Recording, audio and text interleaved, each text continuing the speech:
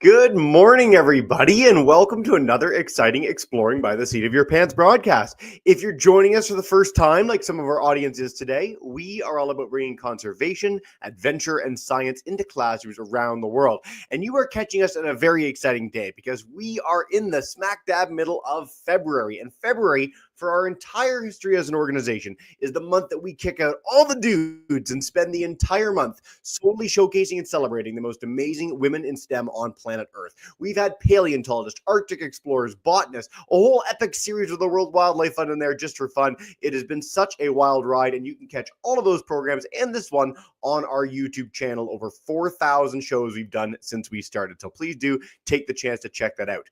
If you're just coming off the weekend like me, most of Canada and quite a bit of the United States too have been locked in an epic struggle with winter. I've got 7 feet of snow at the end of my driveway. It's been negative 20. It's freezing. We're all digging out from our cars. And so today, we wanted to take you as far away from that snowscape as possible and take you all the way to Cairo in Egypt to hang out with Dr. Sahar Saleem. She joined us last year, and she's a radiologist and Egyptologist whose work takes her to some of the most remote and amazing places in one of the most amazing places on planet Earth in Egypt, exploring the mummies. So she gets to use her incredible skills to unlock the mysteries of lost civilizations. And if there's a cooler job than that, I don't know what it is. So I'm so excited to welcome back Sahar.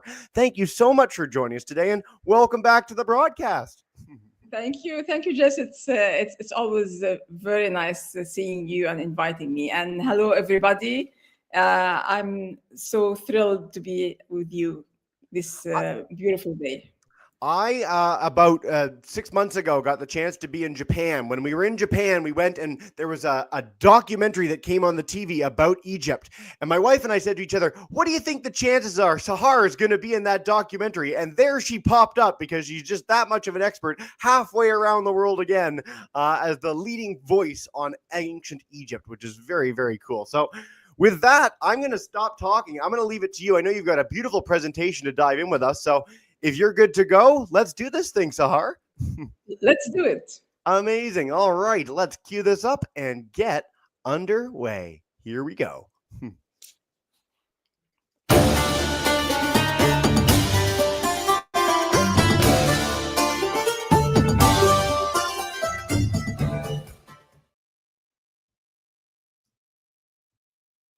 Hello, I am Sahar Saleem, Doctor of the Mummies.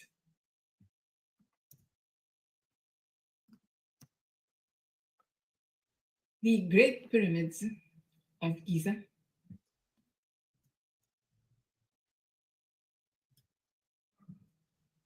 the monuments, the Sphinx, the mummies. These are in the only country that has a science with its name, study its civilization. It's Egypt, and the science is Egyptology. Egypt is one of the oldest and longest lasting civilizations, which continues to this day.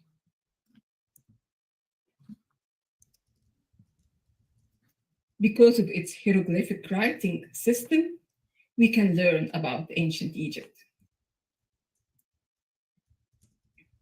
The Rosetta Stone decoded hieroglyphic writing, as the same text was written also in Greek.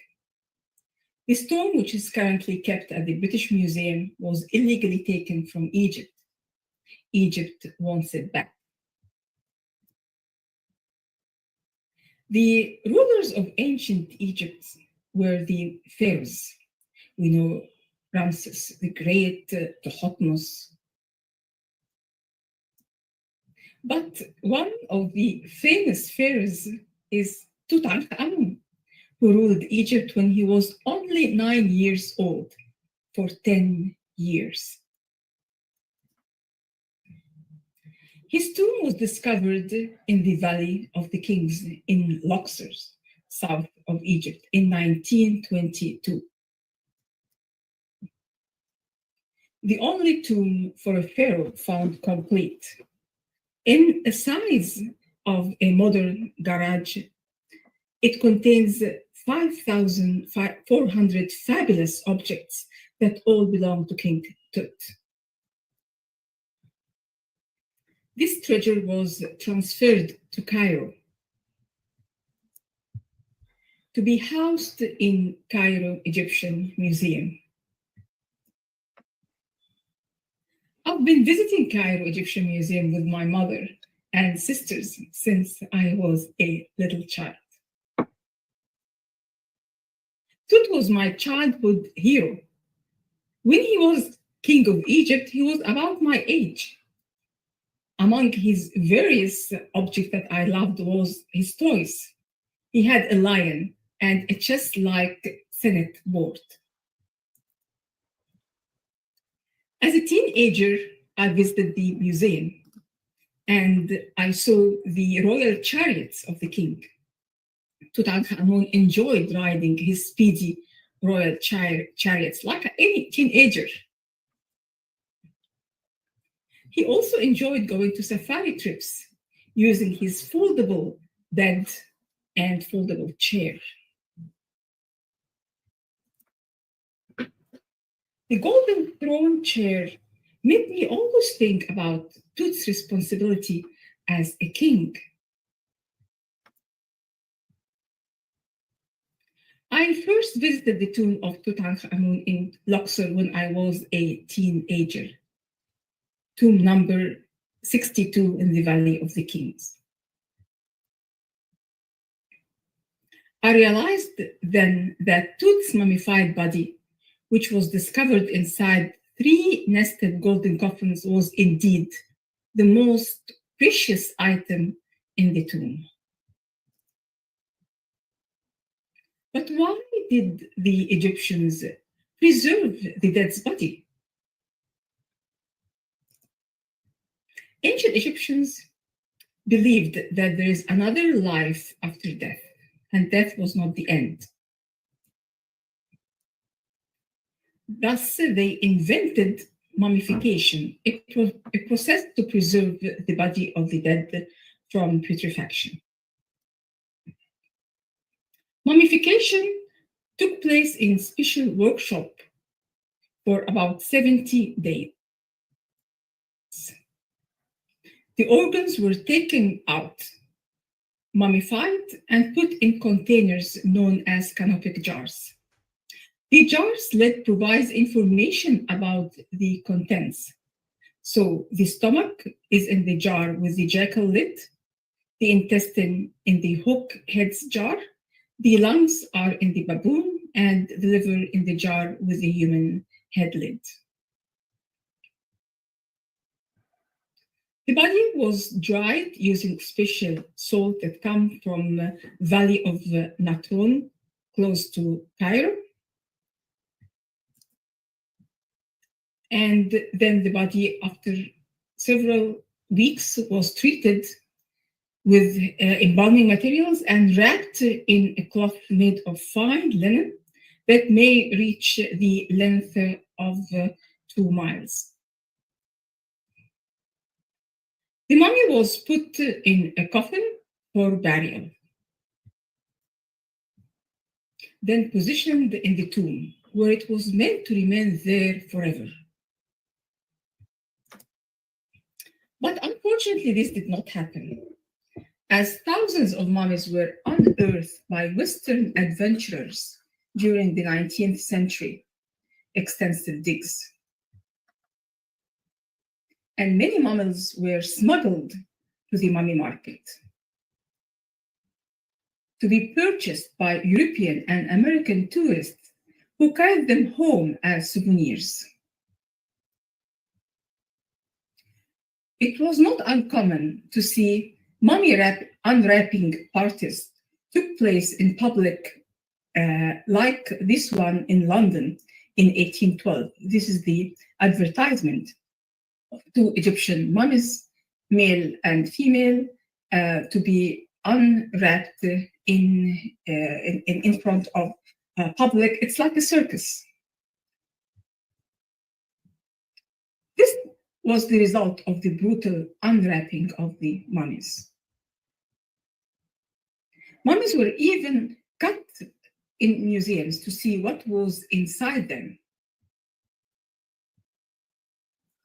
Unfortunately, Tutankhamun's mummy was also dissected by Howard Carter, who discovered the tomb in 1925. In these dark ages in Europe and America, mummies were grinned, and the mummy powder was taken as a medicine. Also, the ground mummies were used as a paint, and many of the paintings found in the museums were painted with the mummy powder, like this one in Paris Louvre Museum. It was not until November 1895 when a German physicist, Röntgen, accidentally discovered a mysterious rays. He called it X-rays because it was unknown to him. This rays penetrated his wife's hand and showed the bones beneath inside the hands. X-rays are invisible weak waves that can pass through soft tissues and air, but cannot pass through solid objects such as bones or metal.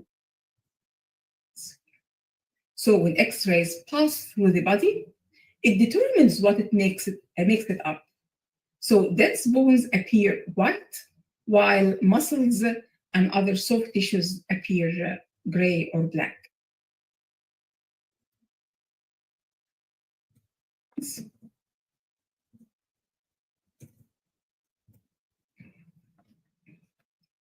But before X-rays were used in hospitals on humans and on patients, these mysterious rays were first tested on wrapped ancient Egyptian human and cat mummies. And for the first time, one could see what was inside the sealed mummy without unwrapping it. This took place in July 1896. With this, paleoradiology was born. It's the science of using X-ray and radiology in order to see what is inside mummies and other ancient objects. So we can see what is inside the coffin without even opening it. Can tell us about the person of the mummy. Do you know that the first X-ray of Pharaoh was done in Egypt in 1903 in Egypt by an Egyptian radiologist, Al-Khayyat, for King Thutmose IV? The mummy of the King Thutmose IV was transferred by a horse-driven taxi to Qasr al-Aini Medical School, which was founded in 1827. I attended this same institution, Qasr al-Aini, for 7 years of studying medicine. Following my medical degree, I specialized in radiology, imaging the body, not only with X-ray, but other technologies. One of them is CT scan. CT scan is an advanced type of X-ray. Instead of taking one image like an X-ray, hundreds of thin pictures are obtained and then combined together to create a three-dimensional image, much like toast combined to form a full loaf of bread. I specifically studied radiology of the brain to diagnose illnesses. In addition to visualizing the fetuses inside the uterus of their mothers. I even received recognition for developing the first MR imaging method to image the fetal heart inside the womb. I currently work as a professor of radiology in Qasr al-Aini Medical School, Cairo University, and worked as the head of the radiology department. It was during my studies in University of Western Ontario in Canada when I learned how to do CT scan of mummies.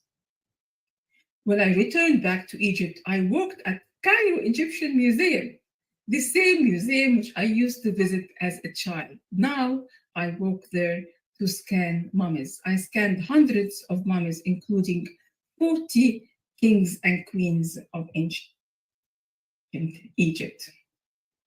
In addition to scanning the mummies in the museum, I also work at the excavation sites in the burial shafts 30 meters underground. I go down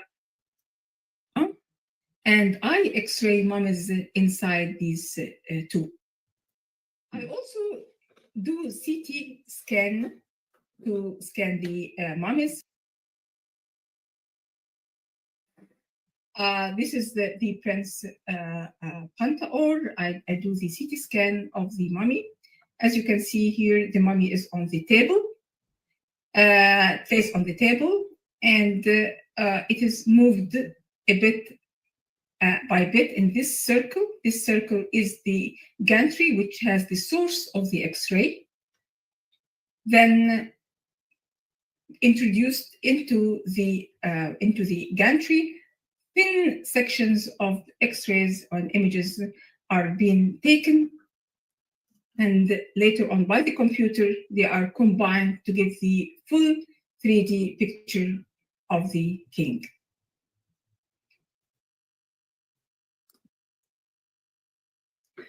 By doing paleoradiology, X-ray, and better by CT scanning, we do know about the preservation condition of the mummy, whether it is in good condition or not. The posture, the sex, whether male or female, the age and death, ancient diseases, and we can tell sometimes the cause of death.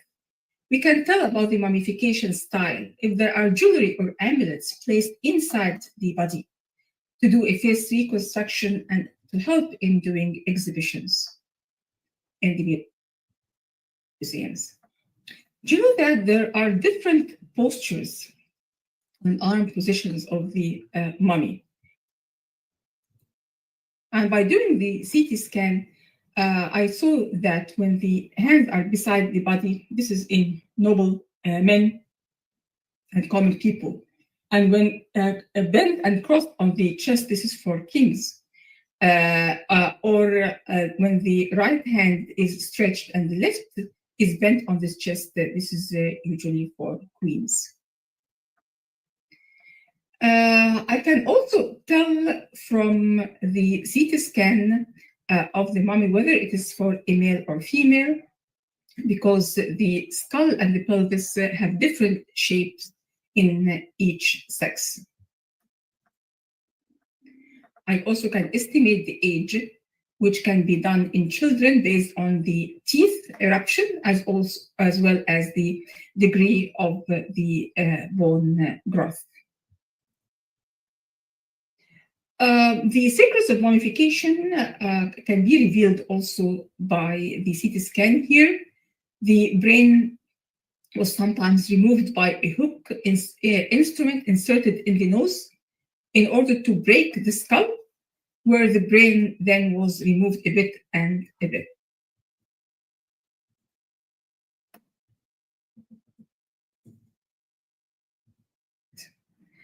Sometimes the brain was left empty, as here in Tuya, the great-grandmother of Tutankhamun. The brain was removed from this opening, but it was left empty.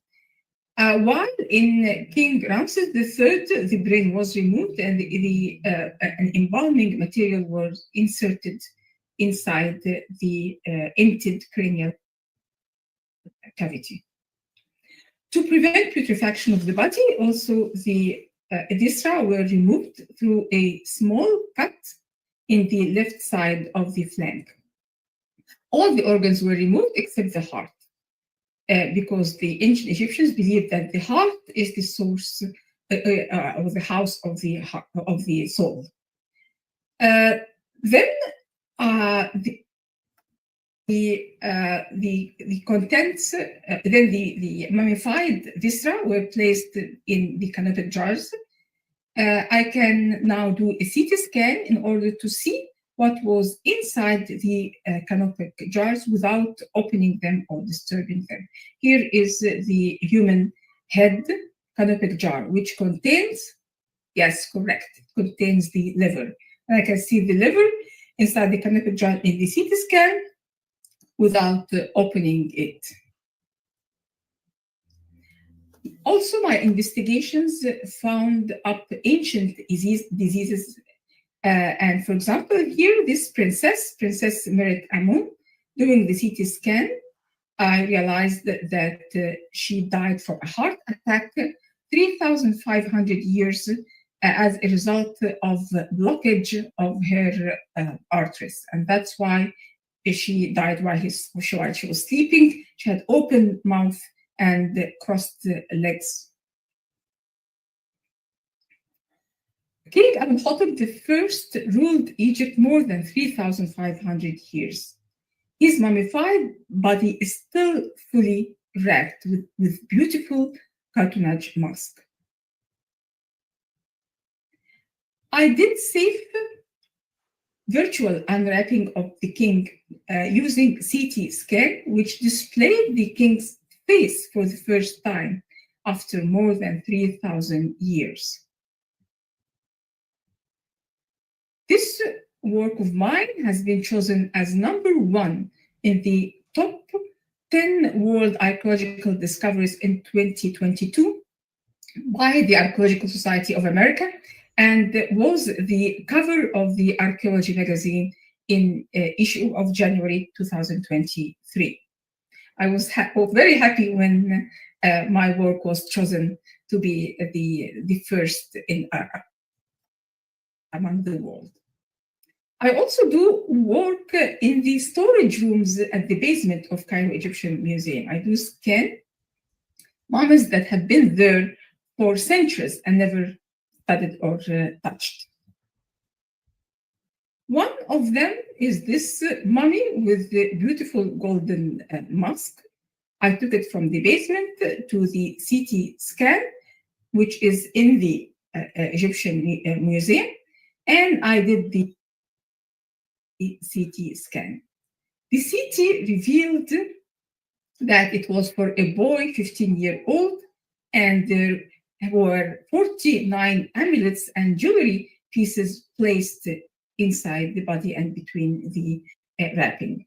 I called him the golden boy. And this is the three-dimensional CT scan that can show you the the mummy without touching it and totally in a safe way. Gizmodo magazine included this work of mine, of the Golden Boy mummy, in their list of the world's best archaeological discoveries of 2023. So I had it in 2022 for King Amenhotep I, and the last year also for the Golden Boy mummy.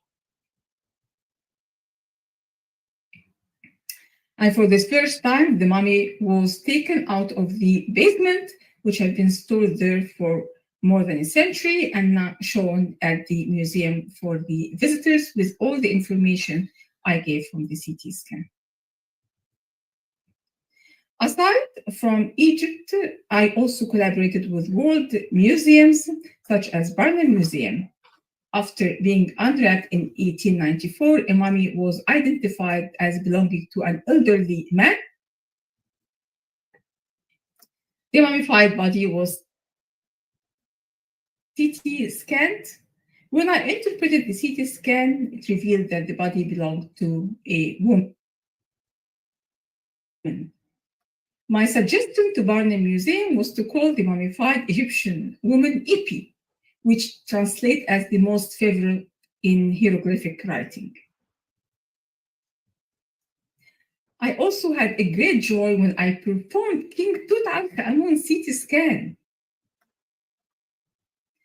CT scans of the mummy of Tutankhamun allowed me to prepare a digital 3D model of his skull.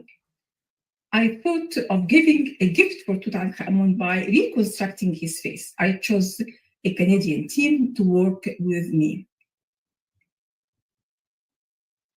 Using a 3D printer, Tut's skull was converted from a 3D CT computer model to a real physical model that I can hold in my hands. By placing muscles on the model with special thickness derived from those of the actual Egyptian population, the face was reconstructed. Reconstruction Tutankhamun was documented by Sura film for PBS. It's called Tutankhamun, Allies and Enemies.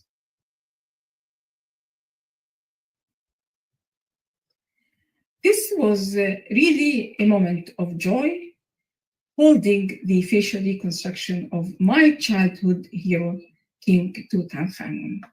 This was my story. Thank you. So much fun, Sahar. Fantastic. Thank you so much for sharing your incredible story. I've heard it a few times and it never gets any less fascinating. I mean, it's just an incredible tale. We already have a bevy of questions for you. And so if you're good, let's dive in with some queries from our students. So, yes, let's go. The first is you talk a lot about the age of the mummies. How do you possibly know how old someone is that is several thousand years old? Is there something you're looking for? Is it their teeth? Is it their skull? What is it? Yeah, this is based on the forensic medicine, which how to determine the age from the skeleton or from the body. It's actually easy. When the skeleton or the mummy for a child or just like a young adult, because from the way of the teeth eruption, the milk teeth as well as the permanent teeth, each tooth erupts in a certain time. So by that, I can tell about the age. Also, the bones, while in the juvenile or the young age, are many bones then later in life they unite together. This will allow the body to grow. So there are several bones, so they fuse. By the time we know the time that each bone fuses with the other, we can tell and estimate the age. When all the body is fused, and this is in the adult age, maybe 23 or 24. Later on, we know that the old age from the degenerative changes of aging, then we can tell that, okay, maybe this is a 50 years old guy or 60 years old guy. And we can know also male or female from the shape of the bones, the skull and the pelvis. They look different in each sex. Very cool. Thank you so much for that. I still find that incredible. I mean, it makes sense. We think of our skeletons as a little different, but the fact that we can do that so far in the past and that they're preserved that well is nothing short of magnificent. So speaking of preserving them, you highlighted at the beginning that people used to treat mummies very poorly indeed, grinding them up to make paint and the like, which is just unfathomable today. So today, now that we care for them so much more, how challenging is it to get something like King Tut's body to a place where you can do a CT scan? Like, what does that process actually look like? How many people are involved and what happens? Yeah. It's true now. We aim to do all the investigations on the ancient stuff, especially the human remains and the animal remains, in a total non-invasive way. So unlike having samples or opening the body up, and we don't do this anymore. It's easy to bring the pharaoh or even any mummified body into the CT machine. The CT machine can be in the museum, but there are also portable CT machines that can go on a truck where the mummies are there. The involvement of the team, it needs to be there, the people from the conservation of the mummy team to take care of the mummy, as well as myself as the radiologist and the technologist who help in operating the machine. Yeah, I wouldn't want any part of that. I wouldn't want to be within 100 feet of that as it was happening because it's way too much pressure, but good for you. And you talked about these portable machines because sometimes you need to go down into the tombs to actually do stuff on site. And it's so cool. Again, professional detachment is out the window. It is so fun getting to talk to you about all this. Serena in Florida wants to know about King Tut's tomb itself. So you talked about the fact that it's the most famous tomb in the world. How about nowadays? Is it in danger of being desecrated or robbed in any way? Can you tell us a little bit about what visiting the tomb is like in 2025? Actually, the maybe the only king or pharaoh that's still the body inside his tomb is King Tutankhamun. The body still in the tomb and never left his tomb. Only once for the CT scanning outside the tomb using a portable CT machine. The king is safe. The king is in his place where he always wanted to be till the life after. And of course, you can go and visit in Luxor and have a look at the king face to face. I was going to say this for our students that might not know. So the Valley of the Kings, where a lot of these iconic mummies are, and the tombs are, it's a tourist site. It's a place like a national park would be in Canada or the United States. I've had the chance to visit in person, and it's one of the most spectacular places on this planet that you can go and learn about history and be there in this incredible spot. So Luxor in Egypt, Serena, if you ever get the chance, you can go see King Tut's mummy in person, and it's a transformative experience.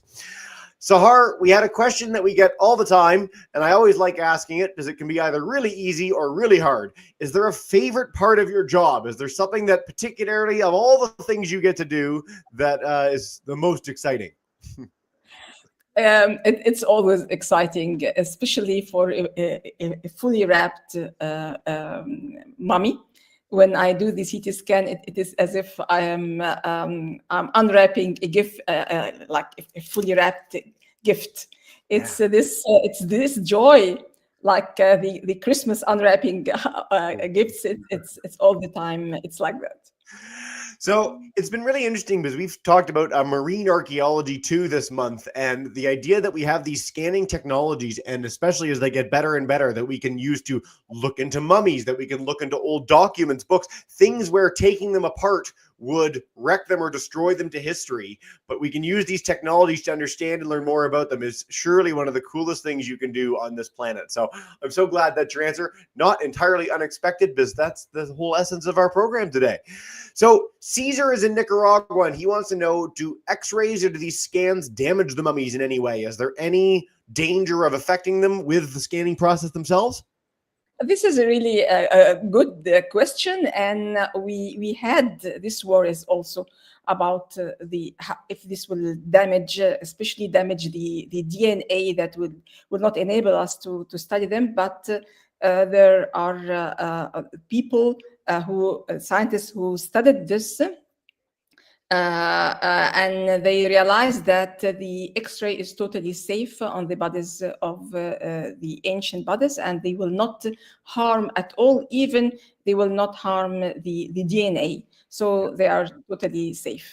Yeah, there you go. Good question, Caesar. Thank you so much for that, man. All right. I love this question because I know the answer to it, but I want our audience to hear you say it. Sahar, have we discovered everything there is to discover in Egypt? Is there nothing left to find or not? Believe me, you have just started. Yeah. There are so many things that each second revealed, and this is by the dedication of the scientific work in different specialities to ancient Egyptian civilization. It's not only the mummies, it's the medicine, the manufacturing of the jewelry, the manufacturing of the furniture. Each thing is really so much. We are amazed of how the knowledge and the technology that they must had to enable them to do such things. Yeah. I want to stress for our students, because this really struck me while I was there. I mean, the sites in Luxor are among the most archaeologically explored places in the world. Like, there's more experts that are there doing incredible work all the time than almost any place in this planet. And even with that being the case, we're still making new discoveries like every day. Like, it's incredible the work that's coming out of Egypt. And I encourage you, Sahar, you showed some amazing magazines, but whether it's National Geographic or PBS specials, like, look at what's happening in Egyptology, and it's this golden age of discovery. There's so much on the go. It's so exciting. So thank you so much for that. Sahar, when you're out in the field, are there any dangers that you face? Is there any challenge to being out looking for mummies, looking for tombs, anything else, whether it's wildlife or the weather conditions or anything you want to share? Sure, there are, of course, because the tombs, many of them are underground in burial shafts that maybe 30 meters underground. And imagine that we go down there. It could be with a wooden ladder, or it could be in a bucket that we lower down. So it's always risky as well to go there. Especially the shaft may collapse, or we may find a snake hiding somewhere, or a scorpion or so. So there are always challenges from doing the excavations and bringing the machines, the X-ray machines, inside. But this I do it for the people. The ancient mummified people, so not to disturb them by bringing the bodies out of the shaft that may harm them. So it's better to go and X-ray them within their context and leave them in their place without disturbing them. This is out of respect. Yeah. I love that you mentioned this, and particularly within the tombs, because as a tourist, as someone who went and explored the tombs that are in the Valley of the Kings, you know, they're these grand, incredible, totally clear hallways with lighting down them, and they're the most beautiful areas you've ever seen in your life. But they don't start that way. Like, when we find a new tomb, there's lots of debris and challenges, and you've got to excavate it very slowly to not put yourselves in harm's way. So I'm really glad we got that question. We've got two other great questions before we wrap up. I love them. One we've never had in our history. Sahar, why don't people volunteer for mummification anymore? It seems like such a cool technique. Or do people get mummified in any way? Some people actually they are wanted to be mummified, and they sort of opted to this process. And one of them is in Long Island University. And this was artificial mummification with the technique that we think for the ancient Egyptian mummification, because you know that just that till date we don't know the actual method of mummification of the ancient Egyptians, because they didn't want to write anything about it. We are discovering it a bit by doing science. So in Long Island, there is a mummified modern man in the style of ancient Egyptian mummification. Cool. I didn't know that. There you go. See, I love when I like to learn something in a program too. It's very exciting. And then I love this question because I also know the answer, but it's so fun. So have you ever done any scans on animal mummies? Or other than people, are there any cats or crocodiles or anything else that you've done? Yes, in fact, I did. I did on a mummified cat, and cats were very important in ancient Egyptians, not only as pets, they loved them very much, and they wanted to mummify them in order to have them in the life after. But also, ancient Egyptians believed that cats were sacred, and they protected them. So cats was a very big deal in ancient Egypt, as well as dogs. There are cemeteries only for thousands and thousands of mummified dogs. So ancient Egyptians, they loved their pets. That is, it's so cool. And I'm so glad our student knew enough about that to ask that question. So way to go, guys. Sahar, time flies and you're having fun. We are nearing the end of our broadcast, as much as I'd love to chat with you all day long. So is there anything you'd like to leave our audience with from across North America about the work that you do? Anything before we say goodbye about Egyptology or your amazing radiology work? I would say that the ancient Egyptian civilization is still full of mystery in different aspects. So I would encourage each one of you, if you are interested in science, in chemistry, in wood crafts, in anything, and you may actually contribute to this science and add information later on in the future. No better message than that, Sahar. It is such a pleasure having you on. Thank you for taking time out of your busy evening in life to hang out with us and tell us a little bit about your story.